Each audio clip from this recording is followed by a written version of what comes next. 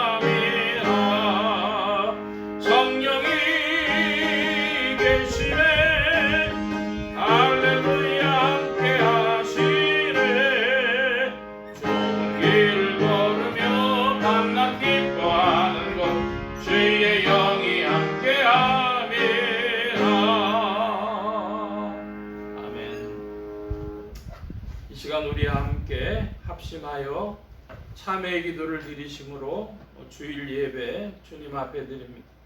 함께 기도합니다.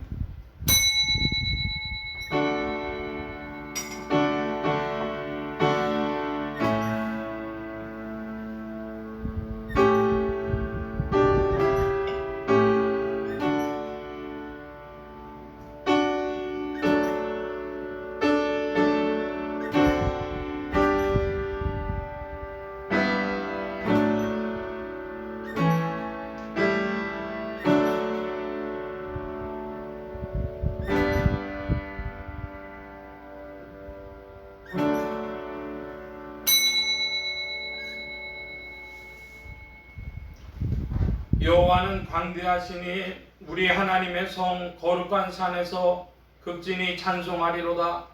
터가 높고 아름다워 온 세계가 즐거워하며 큰 왕의 성 곧 북방에 있는 시온산이 그러하도다. 하나님이 그 여러 궁장에서 자기를 피난처로 알리셨도다. 아멘. 우리의 피난처가 되신 주님의 크신 사랑하심을 힘입어 연약한 자들이 주의 은혜 가운데 새 힘을 얻고 주의 부르심을 따라 주님 앞에 나왔습니다. 긍휼이 한량 없으신 주께서 귀한 은혜를 베푸시니 감사합니다. 저희가 곁길로 갈 때 바른 길로 인도하시기도 하며 하나님으로부터 멀어질 때에 길을 가로막고 저희들을 인도하셨고 끝까지 주를 배반하려고 할 때 징계를 통하여 저희의 걸음을 멈추게 하사 저희가 주님 앞에 나갈 수밖에 없도록 인도해 주신 큰 은혜를 감사옵나이다. 그 용서와 사랑과 온전한 사랑을 의지하고 이 시간에도 주님 앞에 참회 기도를 드리오니 주여 불쌍히 여겨주시기를 기도하옵나이다. 죄에 대한 형벌이 무섭고 징계가 무서워 그리하여 주님 앞에 두려운 마음으로 구하는 것이 아니옵나이다. 다만 베푸신 은혜가 너무 크고 저희에게 주신 바 사랑이 너무 놀라운 것이기에 감사와 찬송 그리고 감격 속에 부끄러움을 무릅쓰고 참의 기도를 드리옵나이다. 주여 이 모든 악과 허물에서 건져주시기를 기도하옵나이다. 하나님의 인내하심을 만홀히 여기고 주님을 욕되게 하기도 하며 찬송하던 거룩한 입으로 탄식하기도 하며 실망하기도 하며 욕되게 남을 저주하기도 했던 이 모든 죄를 용서하여 주시옵소서. 주님께서는 밝은 총명과 지혜를 주셨습니다. 이것을 통하여 하나님의 영광을 이루지 못하고 죄와 허물을 짓는 데 사용하였으며 때로 저희에게 귀한 물질도 주셨고 건강도 시간도 주셨지만은 하나님의 일을 게을리한 그 죄를 주님 앞에 가지고 있사오니 주여 용서하여 주시기를 기도하옵나이다. 주님은 저희에게 엄청난 사랑으로 베푸셨으나 저희는 아무것도 받지 못한 자인 것처럼 스스로 절망하기도 하며 때로는 교만하기도 하며 남을 원망하기도 하고 하나님께 욕돌린 죄를 자복하오니 용서하여 주시기를 기도하옵나이다. 내가 평안할 때에 고난당하는 자를 돌아보지 못했고 내가 배부르고 따뜻한 집에 있을 때에 고난 중에서 헐벗고 배고픈 자들의 아픔을 전혀 생각하지 못하고 산 이 모든 죄와 허물을 용서하여 주시기를 기도하옵나이다. 주여 하나님의 거룩한 은혜 앞에 바로 설 수 있게 하시고 구속받은 주님의 자녀로서 마땅한 본분의 길을 갈 수 있도록 도와주시옵소서.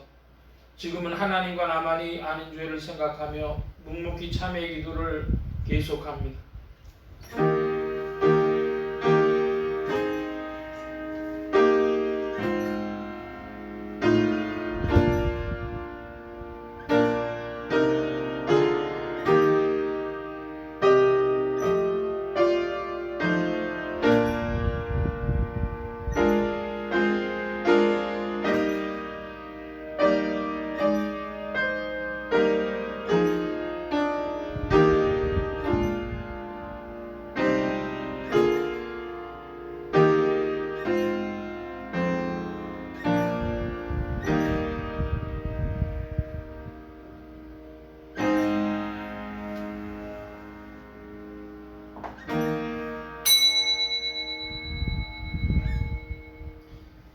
그러므로 너희가 그리스도와 함께 같이 살리심을 받았으면 위의 것을 찾으라. 거기는 그리스도께서 하나님 우편에 앉아 계시느니라. 위의 것을 생각하고 땅의 것을 생각지 말라. 이는 너희가 죽었고 너희 생명이 그리스도와 함께 하나님 안에 감추었음이라. 그러므로 주 예수 그리스도 안에 있는 자에게 결코 정죄함이 없느니라. 아멘. 기립하셔서 57장 찬송합니다.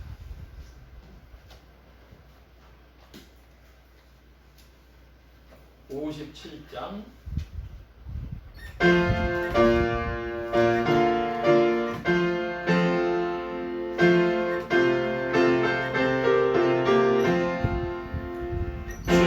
즐겁게 안식할 날 반갑고 좋은 날 내 마음을 변케 하니 즐겁고 이 날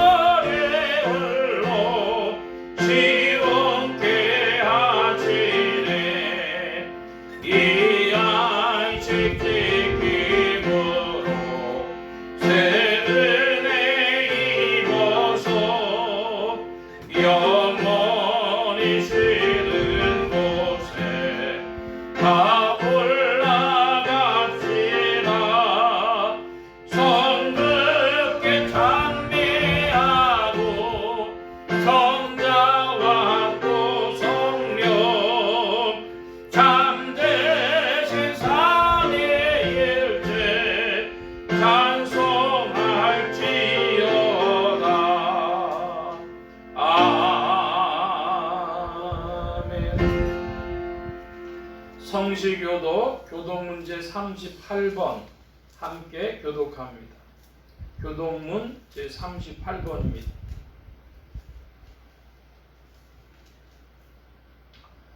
내가 붙드는 나의 종, 내 마음에 기뻐하는 나의 택한 사람을 보라.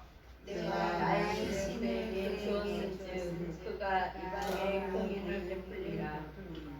그는 외치지 아니하며 목소리를 높이지 아니하며 그 소리로 거리에 들리게 아니하며 상한 갈대를 꺾지 아니하며 꺼져가는 등불을 끄지 아니하고 진리로 공의를 베풀 것이며 그는 쇠하지 아니하며 낙담하지 아니하고 세상에 공의를 세우기에 이르리니 섬진이 그 교훈을 안방하느니라. 나 여호와가 의로 너를 불렀은즉 내가 네 손을 잡아 너를 보호하며 너를 세워 백성의 언약과 이방의 빛이 되게 하리라. 내가 소경의 눈을 밝히며 갇힌 자를 옥에서 이끌어내며 흑암에 처한 자를 옥에서 나오게 하리라. 아멘. 사도신경으로 우리의 신앙을 고백합니다. 전능하사 천지를 만드신 하나님 아버지를 내가 믿사오며 그 외아들 우리 주 예수 믿사오니 이는 성령으로 잉태하사 동정녀 마리아에게 낳으시고 본디오 빌라도에게 고난을 받으사 십자가에 못 박혀 죽으시고 장사한 뒤 사흘 만에 죽은 자 가운데서 다시 살아나시며 하늘에 오르사 전능하신 하나님의 우편에 앉아 계시다가 저리로서 산자와 죽은 자를 심판하러 오시리라. 성령을 믿사오며 거룩한 공회와 성도가 서로 교통하는 것과 죄를 사해 주시는 것과 몸이 다시 사는 것과 영원히 사는 것을 믿사옵나이다. 아멘. 작성하시겠습니다. 94장 찬송합니다. 94장 찬송.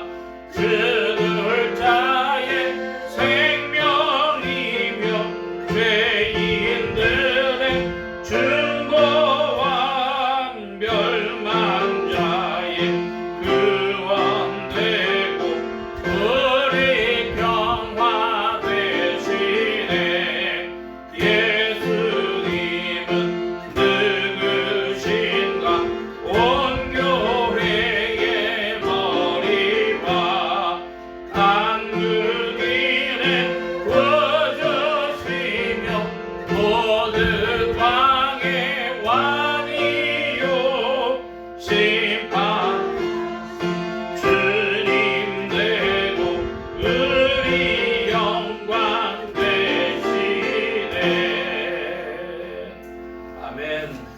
96장 찬송합니다.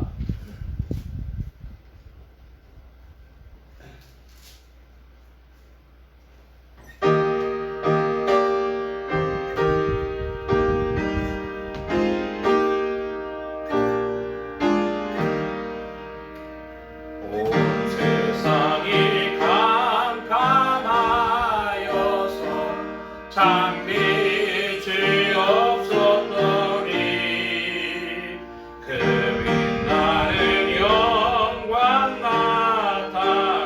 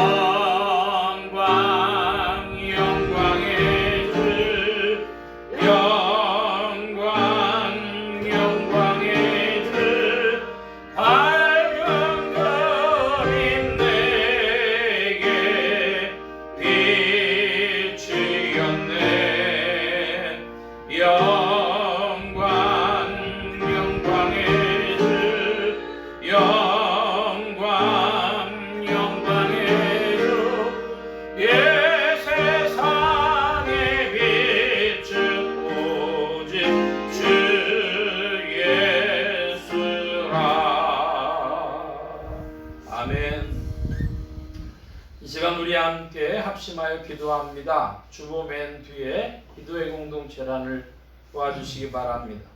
세계 선교를 위해 기도하는 중에 동남아시아 선교를 위해서 베트남, 캄보디아, 라오스 또 이런 곳에 수고하시는 선교사님들 위해서 라오스에 또 선교사님들이 최근에는 많이 일을 하시는 것 같은데 라오스에서도 또 복음의 문이 열리도록 나라의 평화와 안정과 성장이 있도록 합심하여 기도합니다.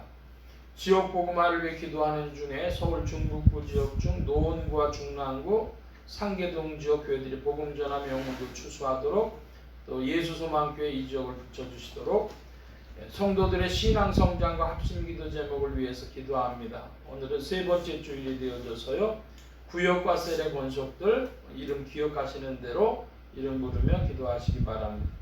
부족한 종이 기도해 주시기 바랍니다. 성령의 통치 아래 영육간의 강건함과 말씀의 충만함을 얻도록 또 모든 성도와 발성기관에 복을 주셔서 힘있게 유익하게 주의 말씀 증거할 수 있도록 우리 함께 합심하여 기도합니다. 각자 기도하시겠습니다.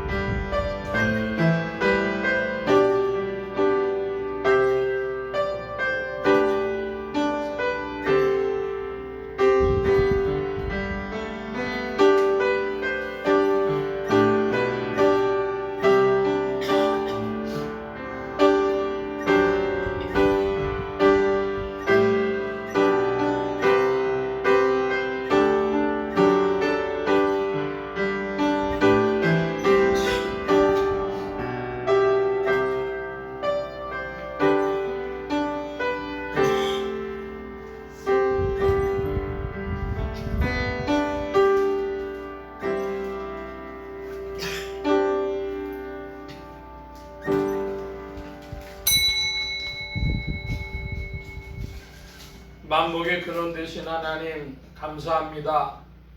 오늘도 주님의 풍성하신 사랑 가운데 만물을 운행하시고 주님의 경륜을 펼치심의 역사 가운데 또한 자연의 운행 가운데도 주의 손길을 나타내어 주시는 줄 믿습니다. 아버지 하나님, 만물이 익어가는 이때에 우리의 신앙도 스스로를 점검해 보게 하여 주옵시고 그리스도 안에서 열매 풍성한 자들 되어지도록 더욱 주장하시고 인도하여 주시옵소서. 아버지 하나님, 세계 선교를 위하여 기도하는 중에 동남아 선교를 위하여 기도합니다. 베트남, 캄보디아, 라오스 이곳에 수고하신 선교사님들에게 역사하셔서 또한 성령으로 선교의 문을 열어주옵시며 특별히 라오스에서 복음의 일들을 더욱 나타내어 주시고 주님을 믿고 주께로 돌아오는 영혼들이 더하여지도록 주장하시며 인도하여 주시옵소서. 좋으신 주께서 함께하여 주셔서 대한민국을 부강케 하여 주시매 한국교회의 잇몸과도 같이 선교의 후원이 되게 하여 주옵시고 아버지 하나님, 그 일로 인하여서 21세기의 선교를 한국교회가 감당할 수 있도록 새롭게 하시며 힘주시며 이끌어 주시옵소서. 아버지 하나님, 젊은이들이 떠나간 한국교회가 새로워져서 젊은이들이 뜨거움으로 주님을 찾고 주께로 돌아오게 하옵시며 교회들이 새로워져서 주님을 더욱 기쁘시게 하는 곳으로 발걸음 옮겨 나아가도록 주장하시고 인도하여 주시옵소서. 풍성하고 좋으신 주께서 오늘도 성령의 역사를 따라 우리의 심령 가운데 빛을 비추시며 주님의 사랑하심으로 이 예배 가운데도 주님의 사랑으로 풍성케 하실 줄 믿사오니 주여 시종의 역사하시고 은혜 베풀어 주시옵소서. 주 이름 높이 올 때 예수 그리스도의 이름으로 기도하옵나이다. 아멘.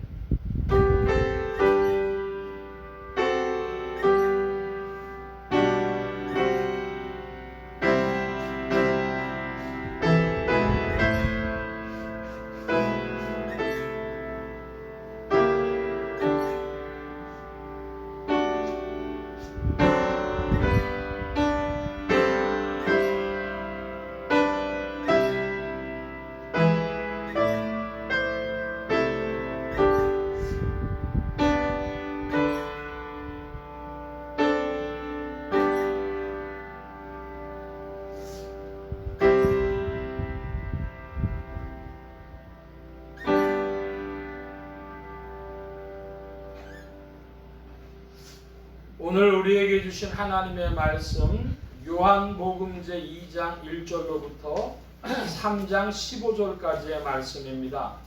요한복음 제2장 1절로 5절까지의 말씀 서로 교독을 합니다. 2장 1절로 5절까지의 말씀입니다. 사흘 되던 날에 갈릴리 가나에 혼인이 있어 예수의 어머니도 거기 계시고 예수와 그 제자들도 혼인의 축함을 받았더니 포도주가 모자란지라 예수의 어머니가 예수에게 이르되 저희에게 포도주가 없다 하니 예수께서 가라사대 여제가 나쁜 상관이 있나이까 내 때까지 이르지 못하리이다. 5절 함께 봅니다. 그 어머니가 하인들에게 이르되 너희에게 무슨 말씀을 하시든지 그대로 하라 하니라. 아멘. 169장 찬송합니다. 169장.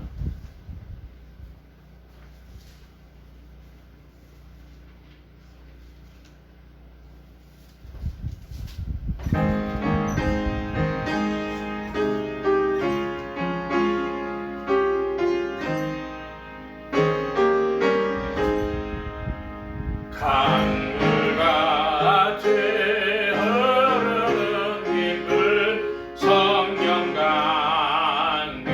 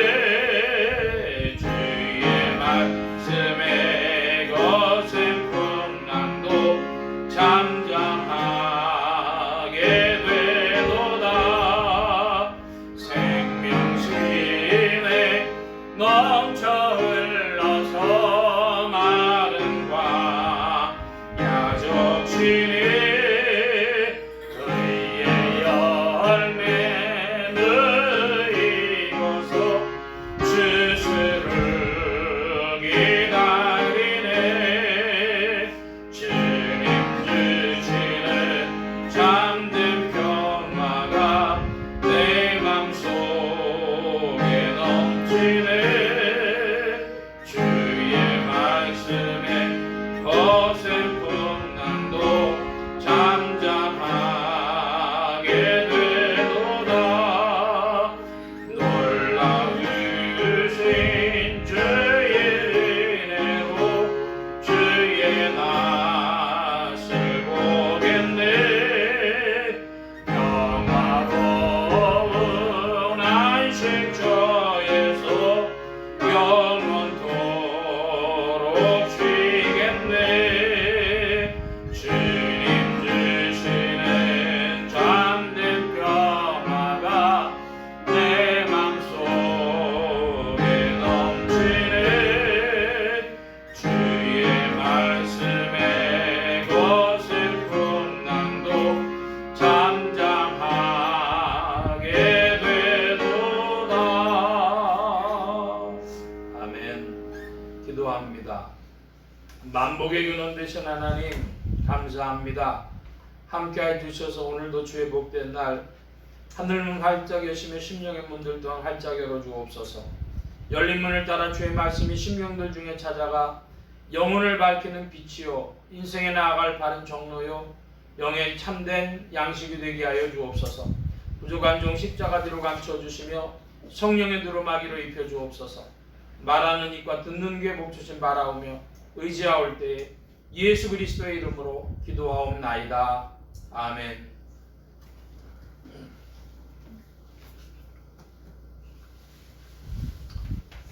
할렐루야. 그리스도의 풍성하신 은혜와 사랑이 늘 함께 하시기를 바랍니다. 오늘 이 아침에는 요한복음 제2장 1절로 3장 15절까지의 말씀 가지고 요한복음 전체 정리 세 번째 시간을 이 되겠습니다. 하나님의 권능으로 죽음에서 부활하신 예수 그리스도는 죄와 죽음과 저주 가운데 있는 인생들에게 의와 생명과 복의 근원이 되셨습니다. 이 예수 그리스도를 세상의 구주요 나의 주님이요 만유의 주제로 마음에 모시어 영접하는 자에게 성령님께서 내주동행 역사하셔서 그리스도를 섬기며 따르며 순종하는 자들에게 의와 생명과 축복이 실제가 되게 하십니다. 이 예수 그리스도께서 사흘째 되던 날 일으키신 가나 혼인잔치의 표적은 즐거움과 기쁨의 표적이 되었습니다. 또한 예수 그리스도의 육체 곧 몸은 교회이며 참 성전이고 그리스도의 육체의 지체는 그리스도인들입니다. 그리고 예수 그리스도는 거듭나지 않으면 하나님 나라를 볼 수 없다고 말씀하셨고 거듭남은 물과 성령으로 이루어집니다. 오늘 말씀의 중점입니다. 오늘은 셋째 주일이 되어져서요. 우리 예수소망교회 비전 중에서 행복한 입술의 고백하는 것이 있습니다. 제가 언어를 읽으면 이런 내용을 좀 읽어주시기 바랍니다. 1. 그리스도와 함께하면 인생은 아름다운 것입니다. 2. 그리스도 안에서 우리 모두는 귀한 사람들입니다. 3. 믿고 기도하십시오. 예수님이면 됩니다. 4. 당신 때문에 저는 참 행복합니다. 예. 1번에 보면 그리스도와 함께라면 인생은 아름다운 것입니다. 그랬습니다. 그러면 그리스도가 없다면 무엇일까? 오늘 나눌 말씀에도 되어져 있는데요. 인생은 안개고 흙바람이다 하는 겁니다. 그러니까 인생의 그 존재 이유 그걸 찾기가 참으로 어려워요. 과학을 한다는 진화론자들도 그렇고 여러 사람들이 다 왜 사냐? 답이 안 나는 것입니다. 생존을 위해서 동물적인 본성으로 사람들이 생존에 힘이 있기 때문에 자꾸 생존하려고 하는 것이지 왜 사냐의 답은 안 됩니다. 그래서 그리스도와 함께라면 인생은 아름다운 것입니다. 오늘 말씀 중에도 여러분 또 그 해답을 좀 찾아보시길 바랍니다. 지난주에는 우리가 요한복음 전체 정리 두 번째 시간을 가졌는데요. 첫 번째 시간에는 요한복음 1장 1절로부터 18절까지 말씀을 봤어요. 그것은 한마디로 요한복음에 대한 기조연설, 거대 담론, 큰 이야기, 그걸 펼쳐줬고요. 요한복음 1장 19절에서 51절까지는요, 이제 그 큰 이야기가 그것이 역사 속으로 들어와서 펼쳐지는 대목이 시작이 된 것입니다. 요한복음은 뚝 잘라서 편집을 했는데 그 온 얘기 길게 안 하고 어디로부터 딱 들어갑니까? 세례 요한부터 들어가죠. 역사 속으로 들어온 신 로고스에 대해서, 말씀 하나님에 대해서 이야기를 할 때에 그 세례 요한을 이야기하는데 세례 요한의 사명이 무엇이었습니까? 세례 요한의 사명은 어린 양이신 주의 길을 곧게 하는 것이었습니다. 한마디로 세례 요한의 사명은 토목공사였습니다. 토목공사. 근데 그 토목공사를 어디다 합니까? 사람들의 마음에, 심령이 꼬인 인생들, 자기의 욕심으로 말미암아, 교만함으로 말미암아, 혹은 더 갖고 싶은 욕심으로 말미암아 다른 사람들에게 비교하면서 꼬여져 있는 이 인생들, 그 마음에 토목공사를 해가지고 곧게 한다는 것입니다. 그걸 뭐라고 얘기할 수 있겠어요? 그런 마음을 참회의 심령이라고 합니다. 참회의 심령. 그게 참회의 심령을 만들어내는 것이 세례 요한의 사명이었습니다. 이제 예수님이 제자들을 쭉 부르셨는데 부르신 제자들 중에 한 사람의 이름을 바꿔주셨어요. 요한의 아들 시몬아, 내가 장차 뭐가 되리라? 뭐가 되리라 하셨습니까? 예, 내가 장차 게바가 되리라. 게바라 부를 것이다. 이 게바라는 건 아람어입니다. 아람으로 돌멩이, 그런 뜻입니다. 헬라어로, 그리스어로 바꿔가지고는 페트로스, 베드로라고 된 것이죠. 그래서 이 베드로, 그러면 우리가 생각할 때에 어떤 이들은 베드로가 반석이라고 하는 이들이 있어요. 그런데 베드로는 반석이 아닙니다. 돌 조각, 페트라가 반석입니다. 페트라가 대신 만세 반석인 예수 그리스도 안에서 떨어져 나온 돌멩이, 돌조각, 그것이 베드로입니다. 그러므로 여러분이 다 믿음 안에서 여러분이 다 베드로예요. 여러분이 돌멩이입니다. 여러분은 전에 어떤 사람들이었습니까? 여러분이 전에는 다 흙에서 와서 흙으로 갈 존재들이었습니다. 그래서 그 흙바람이었습니다. 이 세상의 일들은 바람이 부는 것과 같고요. 뭐가 있는 것 같은데 사실은 다 사라지고 없어지는 거죠. 그래서 야고보서의 말씀에 보면은 인생이 무엇이냐? 잠시 있다 사라지는 안개와 같다 그랬습니다.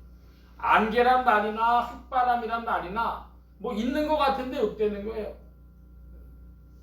인생 잠시 있다가 그러합니다. 근데 여러분이 돌멩이가 되면요, 바람 분다고 해서 쉽게 안 날아다녀요. 여러분의 인생은 이제 그리스도 예수 안에서 돌멩이가 되었습니다. 할렐루야. 흙바람이 아니고 바람에 날리는 흙이 아니고 이 돌멩이가 됐어요.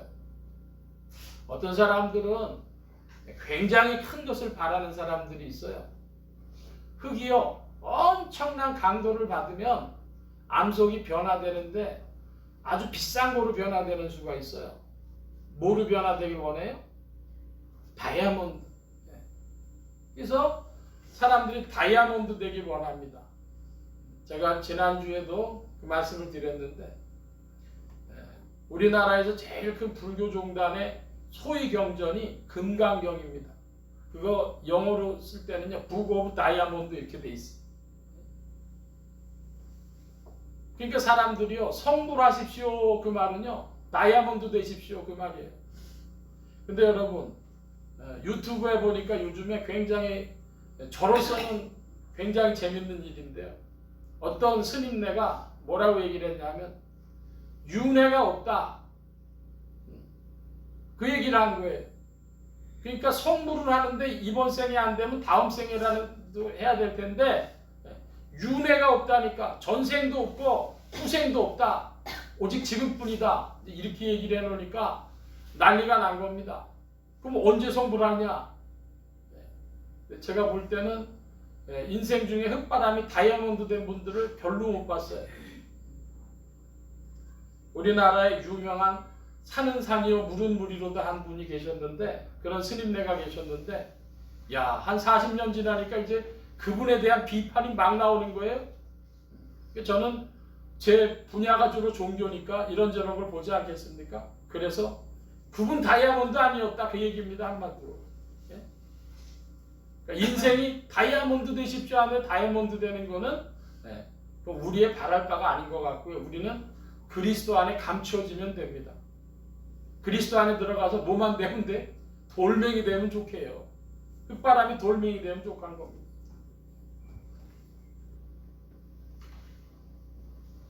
그리고 또 한 가지 말씀 봤는데요. 나다나엘입니다. 나다나엘을 주님이 알아주셨는데 주님이 이렇게 말씀하셔요. 제가 1장 50절 봅니다. 여러분 51절 봐주시기 바랍니다. 예수께서 대답하여 가라사대 내가 너를 무화과 나무 아래서 보았다 함으로 믿느냐? 이보다 더 큰 일을 보리라. 또 가라사대 진실로 너희를 이루니 하늘이 열리고 하나님의 사자들이 인자를 위해 나무라고 같은 것을 보리라 하시니라. 아멘. 자 50절에 보니까 야, 너 나 믿는데 내가 너 알아주니까 믿냐? 주님이 이렇게 말씀하셔요. 사람 알아주는 것도 큰일이죠. 근데 더 큰 일이 있다는 거예요. 더 큰 일이 뭐냐 하면은 하늘이 열리고 하나님의 사자들이 인자 위에, 인자가 누구죠? 예수 그리스도. 예수 그리스도 위에 오르락 내리락 하는 것을 보리라. 나다나엘이 예수님 위에 천사들이 오르락 내리락 하는 걸 본대요. 여러분 이게 예수님의 육체적인 몸이라면 오른쪽 어깨에서 올라옵니까? 머리에서 오르락 내리락 합니까? 손바닥에서 오르락 내리락 합니까? 여기에 인자 위에, 그런데 이 인자는 결국 그 예수 그리스도, 부활하신 예수 그리스도의 몸된 교회를 말하는 것입니다.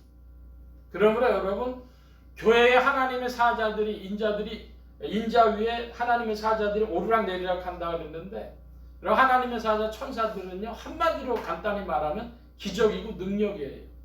여러분 2000년 교회사가 여러 가지 어려움도 있었고 사람들의 비난도 있었고 뭐 등등 했는데 왜 오늘날까지 존재해 왔을까요?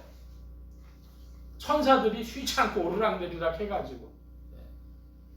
여러분, 근데 여러분이요 뭐 기적과 능력을 바랄 이유가 없어요. 왜 그래요? 하나님이 다 알아서 해주십니다. 할렐루야. 여러분 믿음 되기 바랍니다.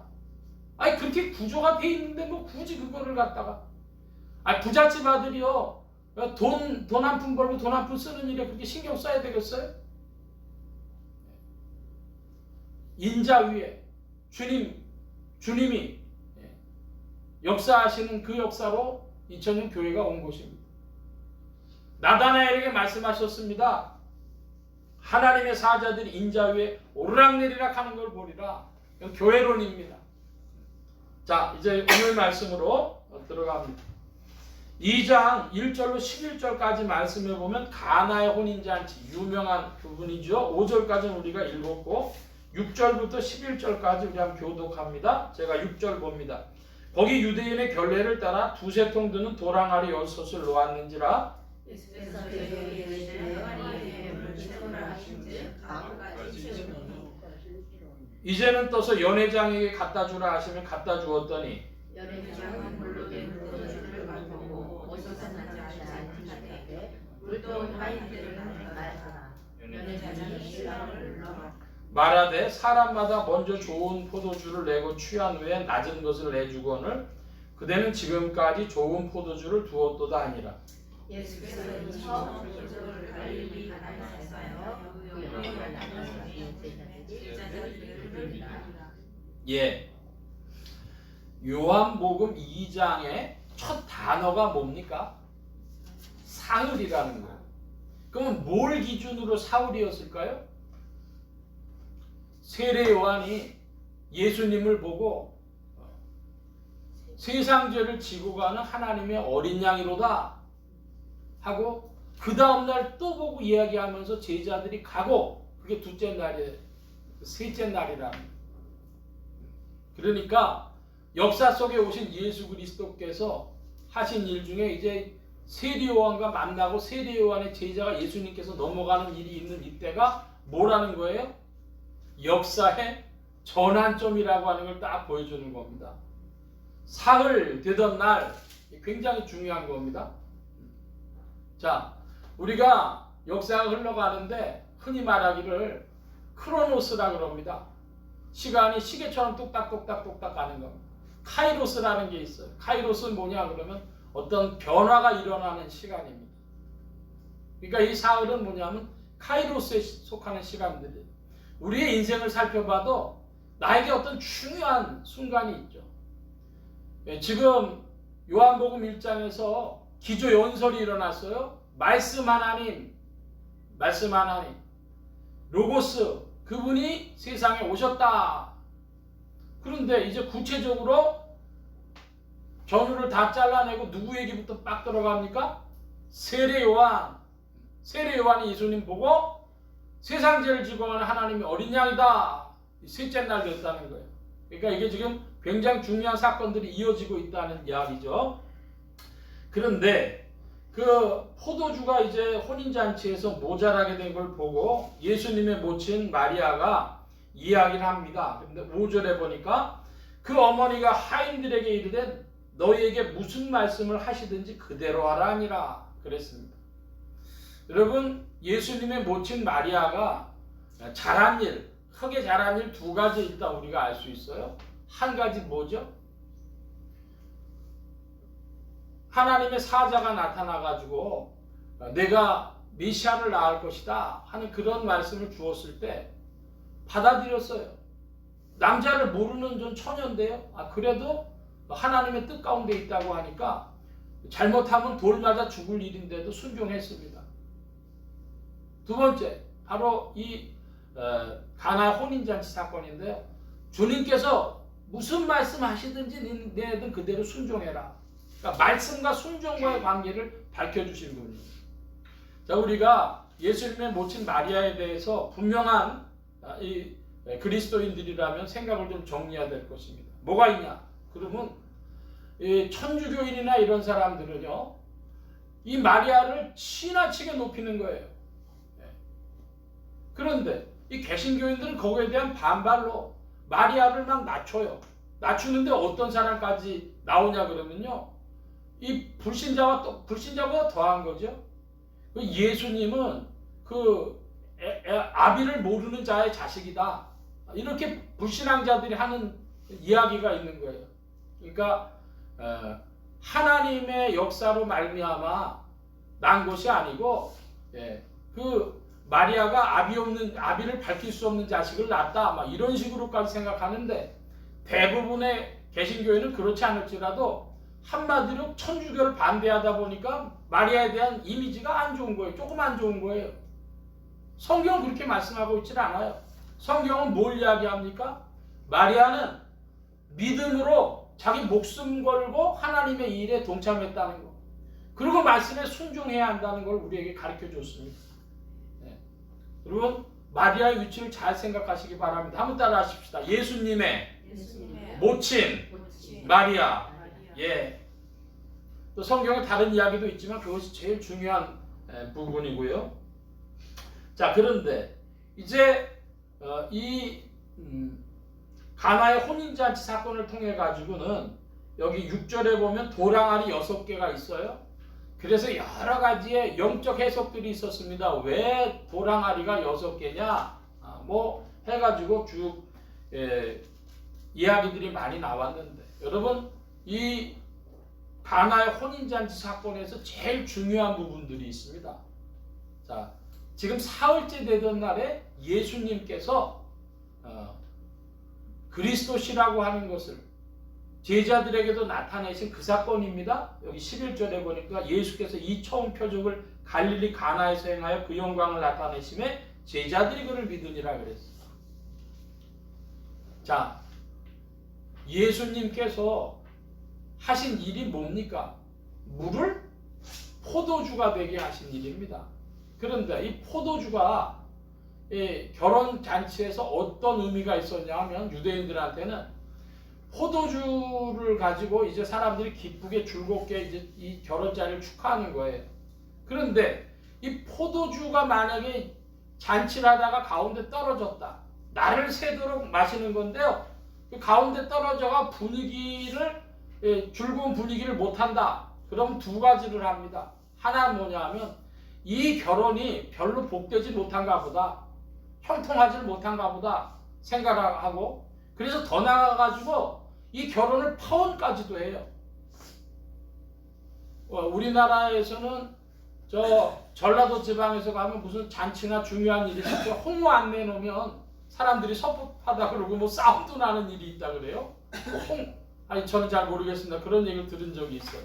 그러니까 그것처럼 그 당시에 유대 사람들은 그와 같은 겁니다. 중요한 거죠. 자, 그런데 이런 포도주가 좋은 포도주가 비쌀까요? 안 비쌀까요? 비쌉니다. 제가 유튜브에서 봤어요. 어떤 사람이 유럽 가서 포도주를 찍었는데요. 포도주가 세상에 종류가 4종류가 있더라고요. 어떻게 되냐? 하나는 세우는 포도주, 또 하나는 옆으로 놓는 포도주, 이렇게 포도주 놓는 장을 만들어가고 옆으로 포도주를 놓더라고요.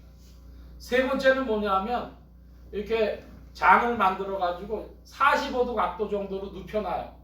그래서 안으로 이렇게 되어져 있는 포도주 틀입니다. 네 번째는 그렇게 만든 걸 냉장 보관하는 거더라고요. 네 번째. 그런데 첫 번째 거는 10,000원대예요. 두 번째 눕힌 거는 20,000원대야. 그런데 이 45도로 놓은 거는 50,000원, 100,000원대더라고. 근데 이 냉장 보관에 들어간 건요 몇십만 원대예요. 그 마트에서 파는데도요 50만원, 100만원짜리 같다는 게 있더라고. 그럼 왜 그렇게 차이 납니까? 좋다는 거죠. 비교할 수 없이 좋다는. 근데 참 재미난 게 저는 그 독일에 잠시 있을 때 보니까 약용으로 사람들이 감기 들거나 뭐 할 때 쓰는 거 있어요. 위장병, 감기, 뭐 관절염 이런 데 쓰는 막포도주인데요. 그게 약용인데 제일 싸. 그 당시 돈으로 500원. 아마 지금 몇천 원 할 거예요. 그러니까 이거는 그때 먹는 좋은 포도주는 약용도 아니고 뭐가 좋다는 거예요? 맛이 좋다. 기분이 좋다. 이런 것이죠. 이런 용도로 쓰는 것이죠. 근데 여러분 물은요. 그것에 비해서 실용적이고 일상적이고 늘 있는 거죠. 값이 저렴하고. 일상적인 것에 값이 저렴하면 큰일 나잖아요. 자, 그러면 물하고 포도주하고 비교해보면 어느 게 비쌉니까? 좋은 포도주하고 비교해보면.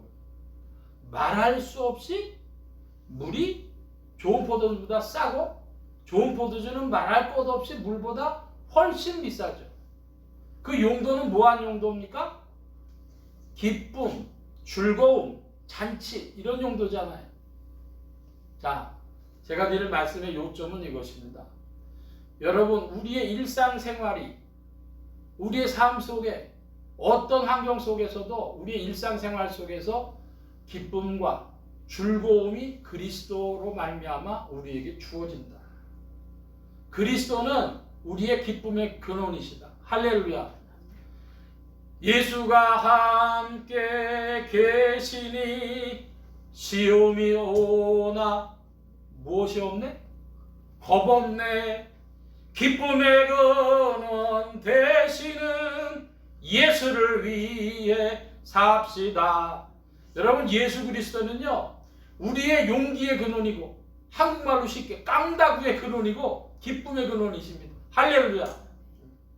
여러분 기쁨의 근원이 되시고 우리의 두려움을 없이 하시는 우리의 용기의 근원이 되신 분이 계시다면 우리는 언제나 즐거워요. 맞습니까? 여러분 사람이 뭐 때문에 안 즐거워요? 마음에 무거운 짐이 있을 때, 스트레스에 눌릴 때, 그리고 마음이 슬프거나 무감동할 때. 근데요, 여러분 예수 그리스도께서 여러분의 마음에 계시면 여러분 감사할 줄로 믿습니다. 감사는 기쁨의 문을 열어요. 그리고요, 우리가 눌리고 있는 모든 것들 주께 맡길 수 있어요. 의지할 수 있어요. 예수 그리스도, 그분은 우리의 용기의 근원이시고 기쁨의 근원이십니다. 할렐루야. 물을 좋은 포도주로 만드신 분이십니다. 여러분의 일상 속에 그리스도께서 계실 줄 믿습니다. 자, 이 기쁨의 이야기로 왜 첫 번째 표적을 삼으셨을까요? 주님이 예수 그리스도께서 우리를 어디로 인도하시겠다는 거예요? 온 인류를 슬픔과 괴로움의 세상에서 어디로 이끄시겠다는 겁니까? 기쁨의, 즐거움의 그 세계로 우리를 이끄시겠다는 겁니다. 자, 이번에는 13절로부터 22절까지인데요. 교독을 합니다. 2장 13절. 유대인의 유월절이 가까운지라 예수께서 예루살렘으로 올라가셨더니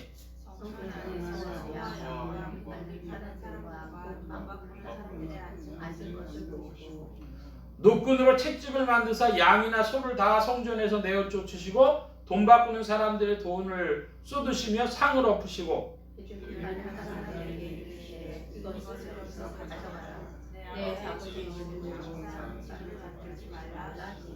제자들이 성경 말씀에 주의 전을 사모하는 열심히 나를 삼키리라 한 것을 기억하더라.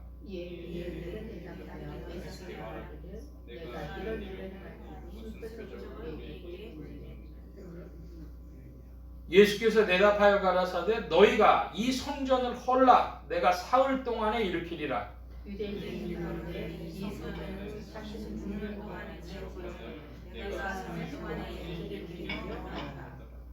그러나 예수는 성전된 자기 육체를 가리켜 말씀하신 것이라. 제자들이 이 말씀하신 것을 기억하고 성경과 예수의 하신 말씀을 믿었더라. 아멘. 예수 그리스도의 성전 정화 사건, 흔히 예루살렘 성전 정화 사건이라고 부르는데 이 이야기는 요한복음에만 있는 것이 아니라 어디에도 있는가? 그러면 마태복음 21장, 마가복음 11장, 누가복음 19장에 있습니다.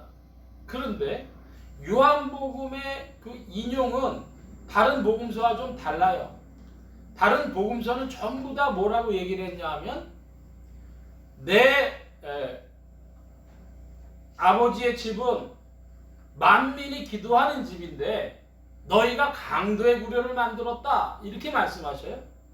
근데 이 요한복음에서는 그 이야기가 없고 뭐라고 말씀하시냐면 아버지의 집을 장사하는 집으로 만들지 말라. 조금 온건하게 말씀하시는 것 같아요. 그러나 어쨌든 예수님께서 이 사람들 막 내어 쫓으려고 이제 하셨는데 왜 이런 일이 벌어졌냐? 소나 양 비둘기 파는 사람들이나 돈 바꾸는 사람들이 왜 성전에 앉아 있었냐? 그러면 이제 유대인들은 예물을 드리는데 구약의 제사법이 소나 양이나 비둘기 같은 것들을 잡아가지고 그 피를 흘리면서 죄를 대신 그들이 지었다 이런 것이죠. 그리고 돈 바꾸는 사람들이 왜 있었냐 그러면 성전세라 그래갖고 성전세겔이 따로 있었습니다. 그럼 우리가 일본의 사람들이 요즘에 자주 가는데 일본 가게 되면 일본은 엔화를 쓰잖아요. 그러니까 한국 돈 내밀으면 그 사람들이 받기가 쉽지 않아요. 뭐 한국 돈을 알아보는 사람이라면 그 대략 환율에 맞춰 하겠지만 안 받겠다는 사람들이 대부분일 겁니다. 그러니까 어느 돈과 어느 돈이 바꿔지냐 하면 예루살렘 성전에 오는 사람들은 로마 돈 혹은 그리스 돈 그런 돈들을 가지고 예루살렘 성전에 와가지고 성전 세계라고 바꾸는 거예요. 자, 그러면 질문합니다. 환전을 하면 환전 수수료가 있겠습니까? 없겠습니까? 당연히 있겠죠. 그러니까 거기에서 차익이 발생한단 말이에요. 또 하나, 이 재물을 드리는데 사람들이 옛날엔 농경사회니까 자기가 하나님 앞에 드리려고 뭐 양이나 이런 것들을 몰고 올 수가 있어요.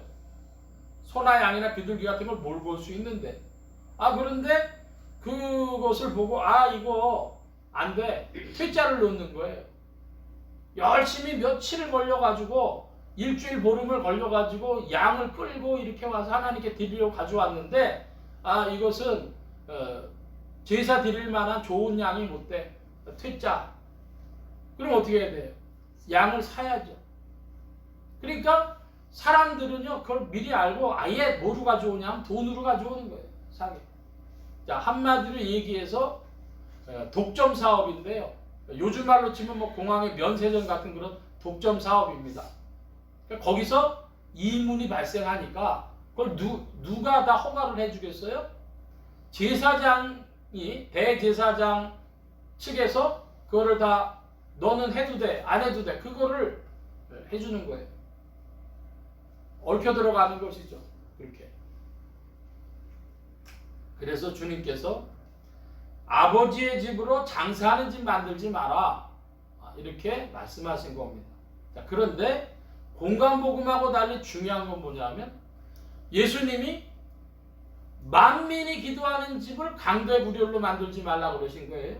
근데 왜 만민이 기도하는 집이 아니라 아버지의 집이라고 말씀하셨을까요? 요한복음에는.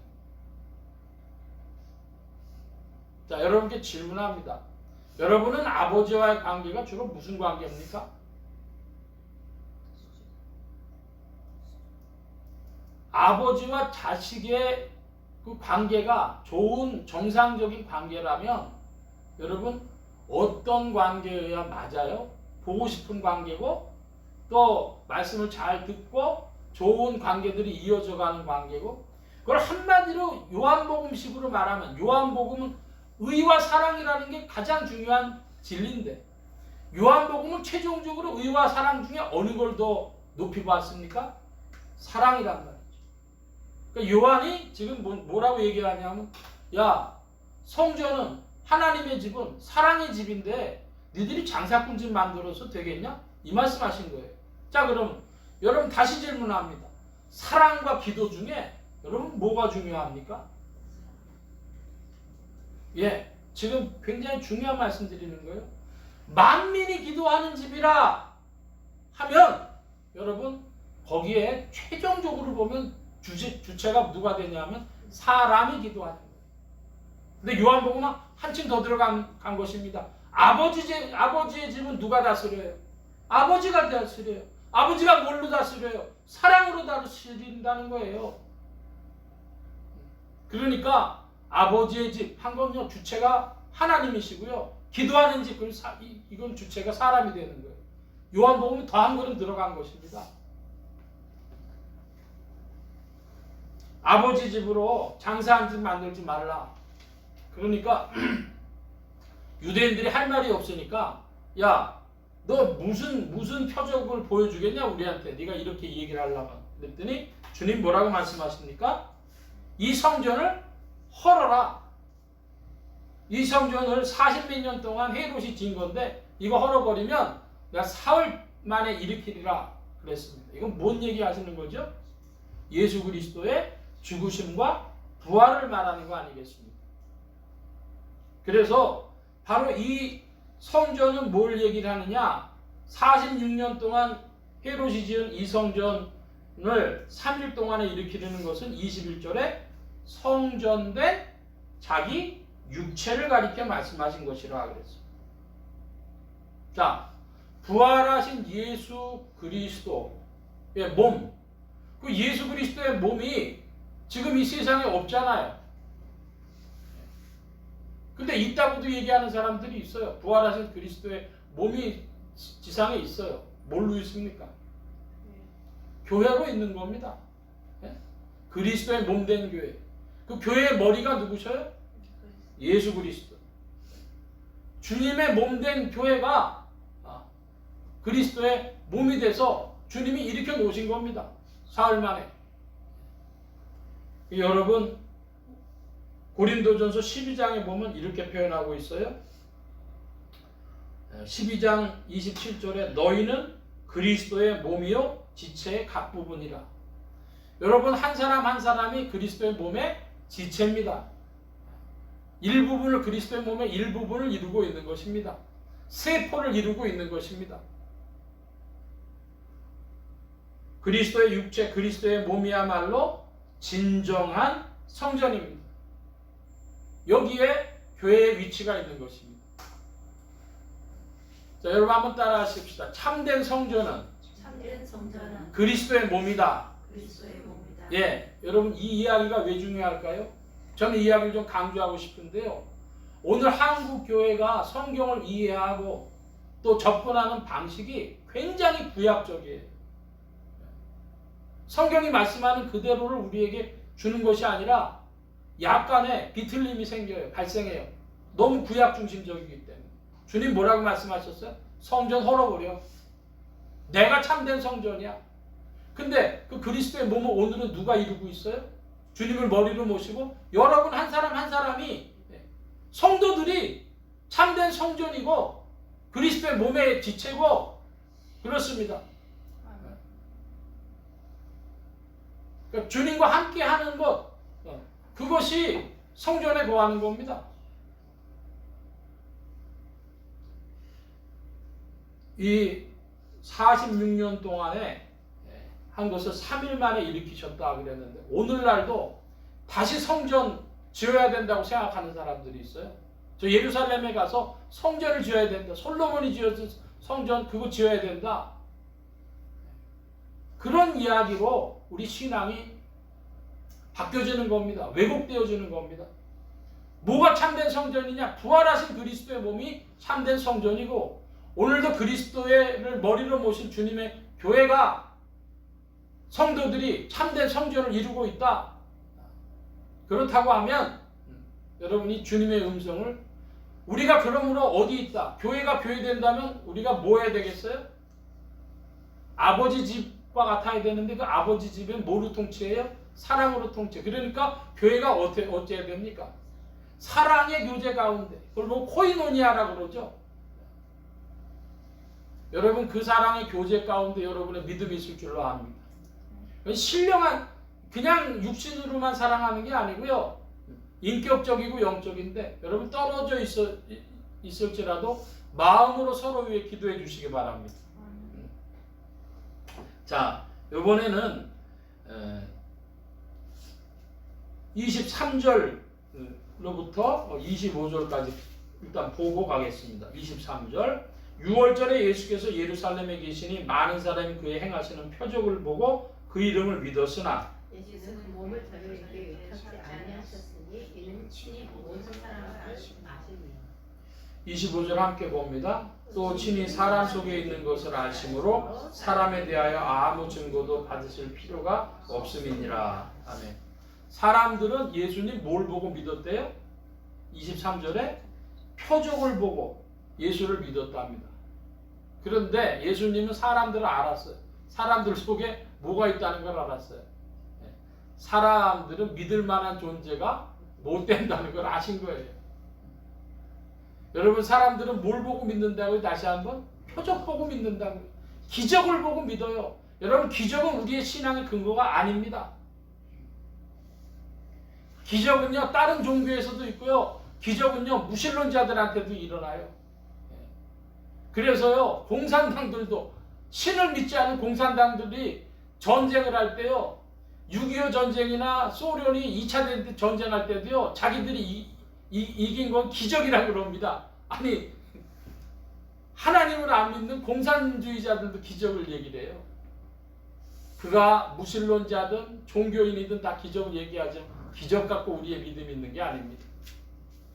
자 3장으로 갑니다. 3장 1절로 15절까지인데요. 교독합니다. 제가 한 절 봅니다.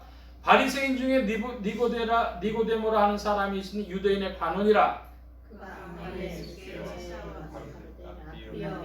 당신은 하나님께서 오신 선생인 줄 아니라 하나님이 함께하시지 아니하시면 당신의 말씀하시는 이 표적을 아무나 할 수 없습니다. 예수께서 대답하여 가라사대 진실로 진실로 내게 이르노니 사람이 거듭나지 아니하면 하나님 나라를 볼 수 없느니라.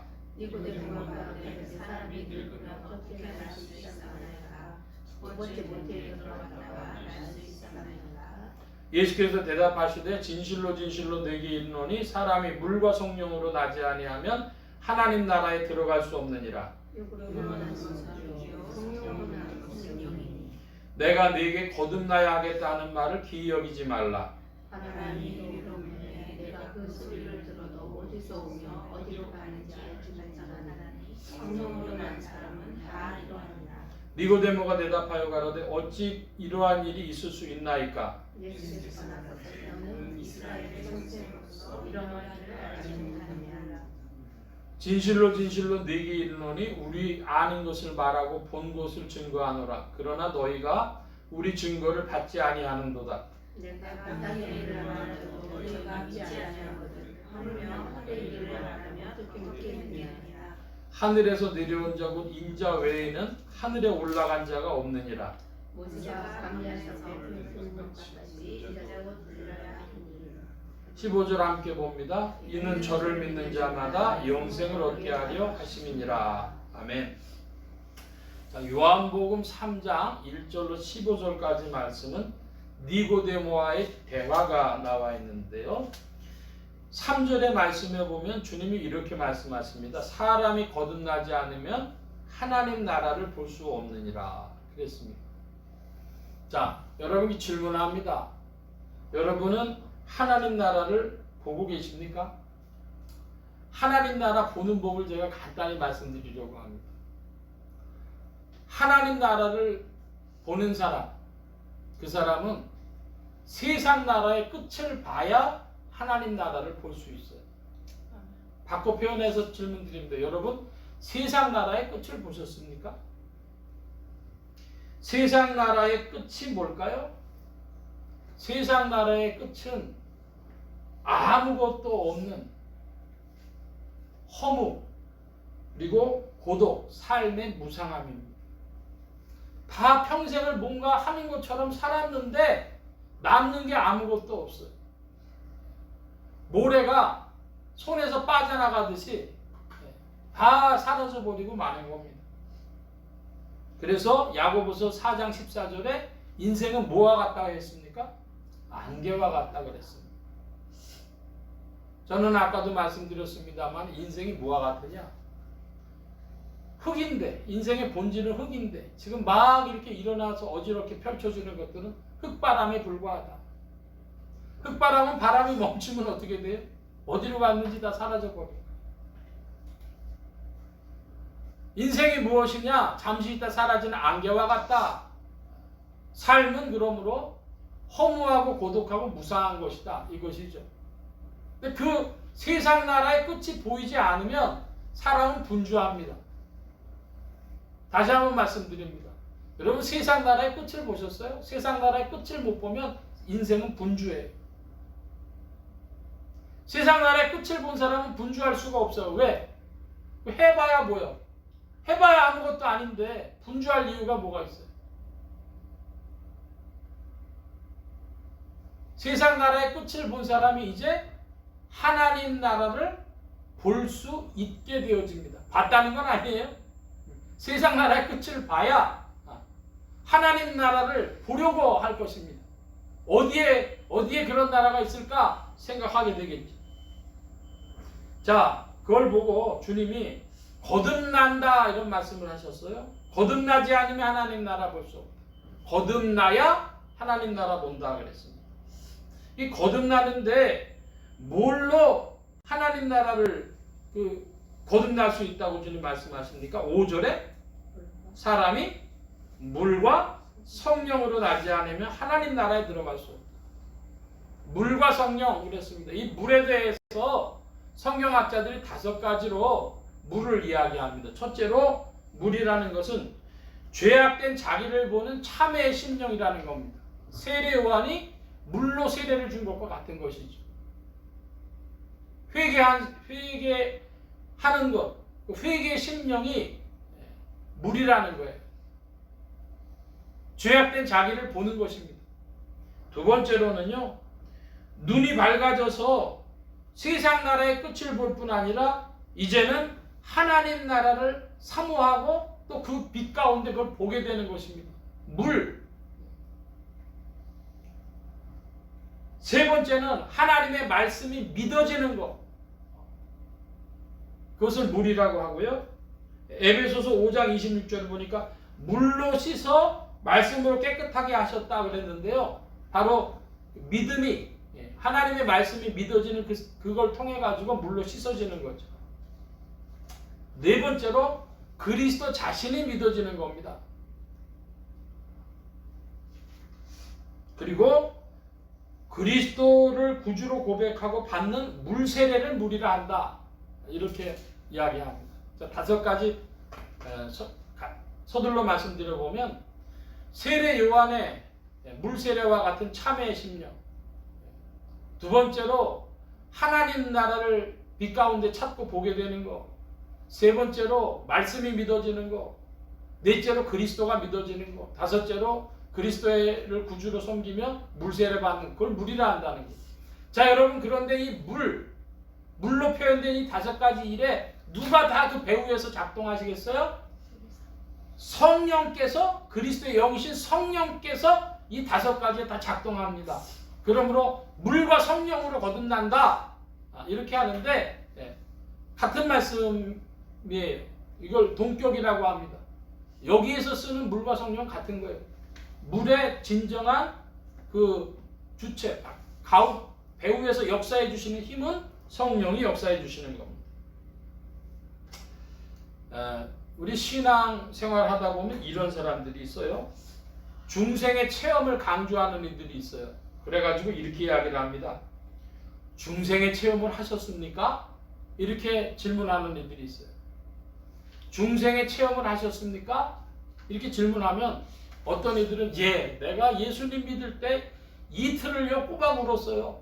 그렇게 이야기하는 사람도 있고, 뭐 기타 등등 여러 가지 이야기하는 사람들도 있어요. 그런데 어떤 이들은요, 글쎄 나는 예수님을 믿는데 나 그렇게 특별한 체험이 없어가지고, 그렇게도 얘기를 해요. 여러분에게 누가 중생의 체험을 하셨습니까? 이렇게 묻는다면 여러분 뭐라고 얘기하셨겠습니까? 저는요 이 이야기를 드리고 싶어요. 중생의 체험이 있느냐라고 말하는 그것은요 신앙적 열등감을 심으려고 하는 수작입니다. 그 얘기를 잘못 듣는 사람은요 신앙적 열등감을 갖게 돼요. 그 답이 3장 8절에 있어요. 뭐냐? 그러면 8절에 뭐라고 되어 있습니까? 바람이 임의로 불매. 어떻게 해서 내가 예수 믿게 된지 모른다 이겁니다.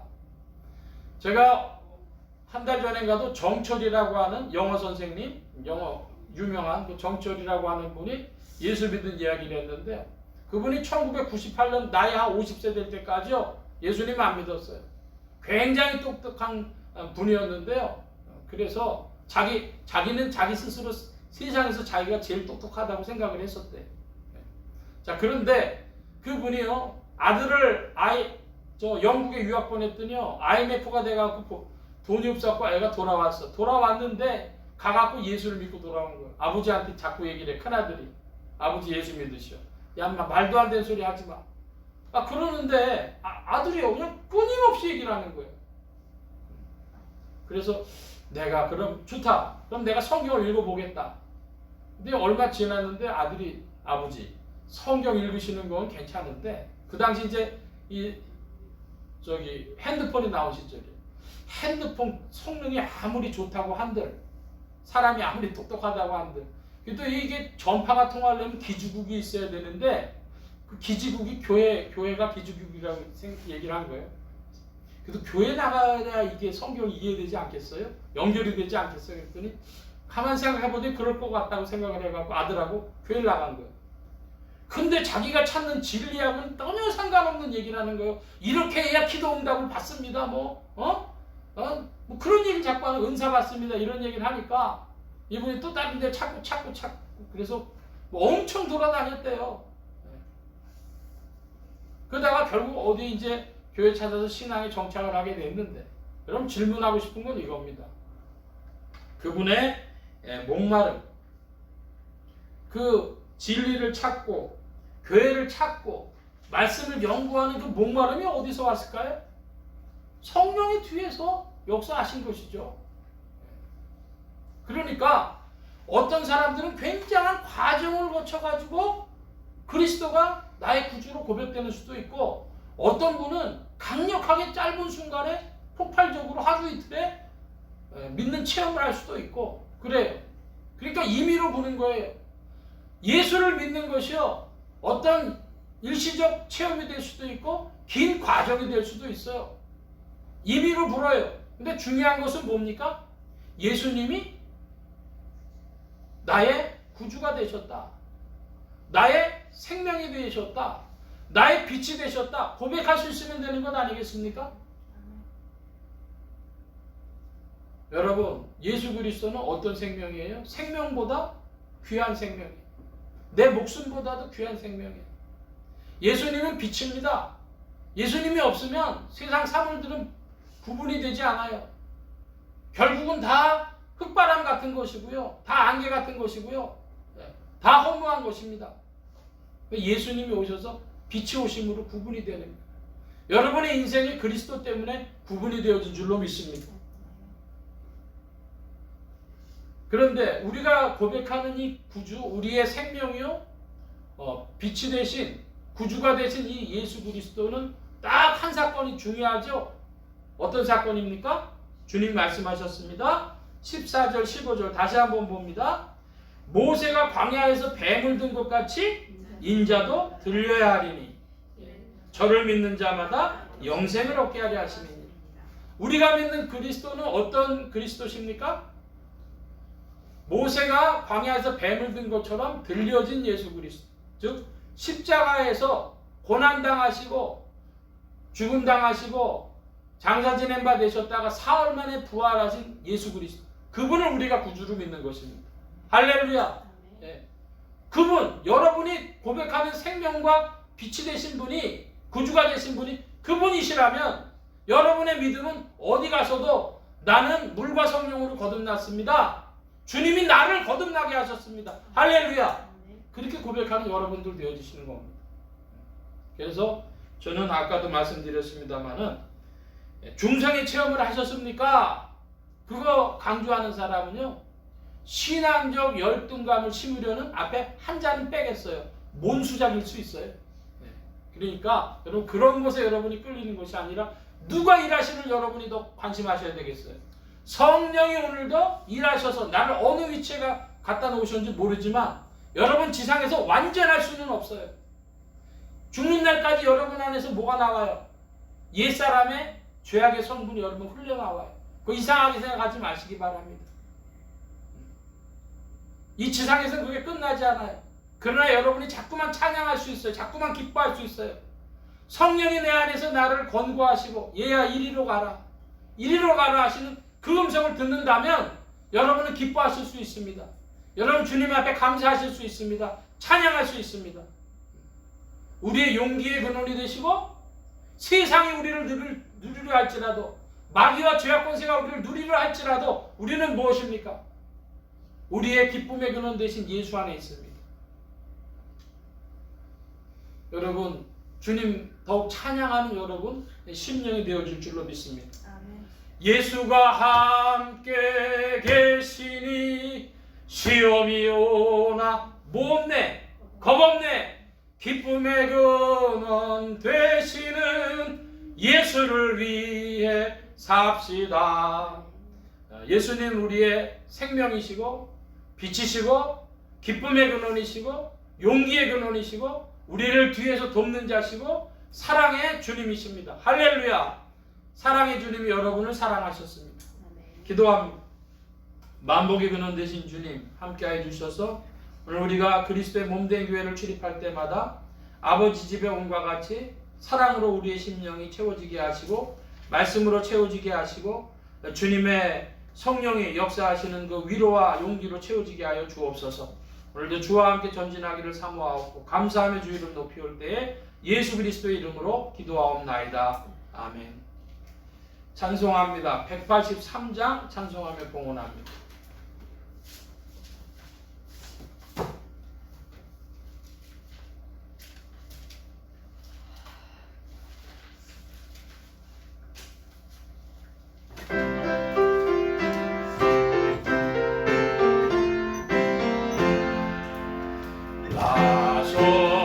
속죄함을 받은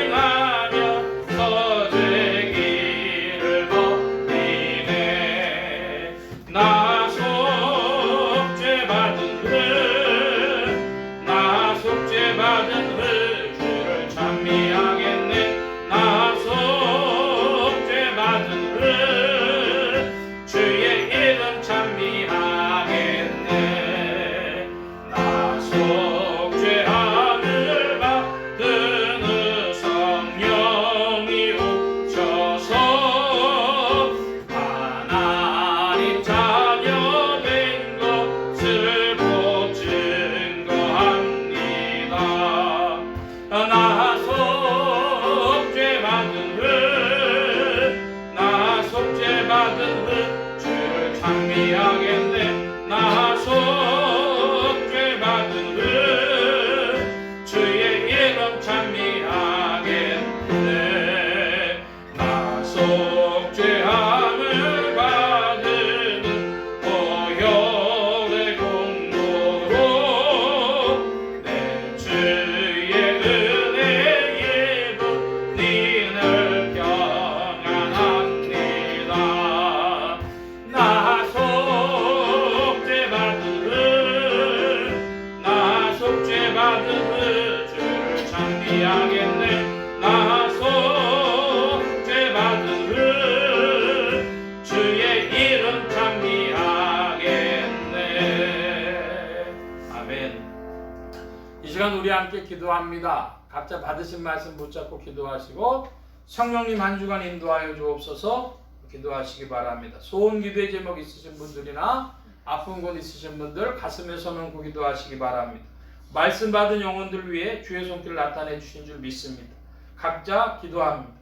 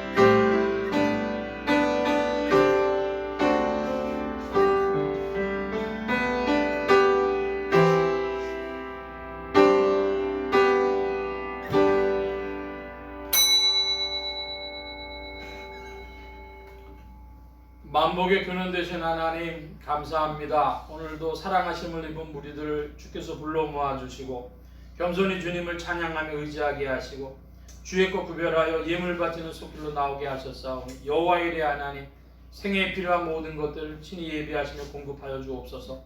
이 예물이 쓰여지는 곳마다 하나님의 의가 선포되어지며 하나님의 나라가 확장되게 하여 주옵소서.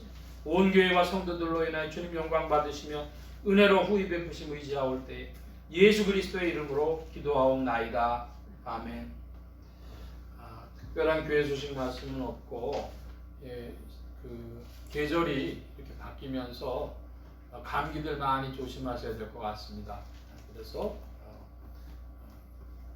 유의하시고 건강관리 잘 하시길 바랍니다. 다른 광고 말씀 없고 기립하셔서 448장 찬송합니다. 448장 1절 하겠습니다.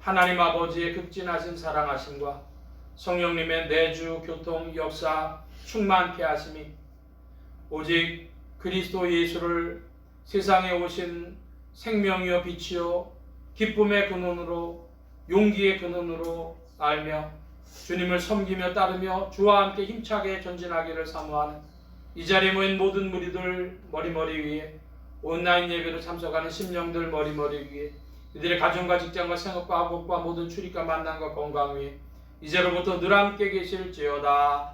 아멘.